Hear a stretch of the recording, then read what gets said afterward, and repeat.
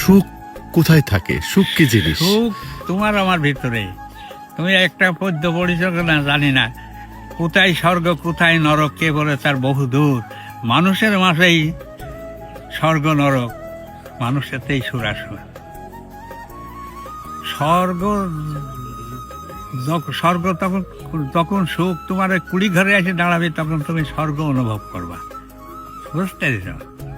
আর যখন তোমার দুঃখ আসবে তখন তুমি ওই এয়ার কন্ডিশনের ঘরে থেকেও তুমি কিন্তু দুদকে বাস করবা। তোমার টাকা পয়সা ধন ধরো, তারপরে আল্লাহ এমন একটা অসুখ তোমাকে দিল, তার থেকে ছাই নেই। তুমি পাবো সুখটা কোথায় পাবো? টাকা পয়সা দিয়ে সুখ কেনা যাবে না।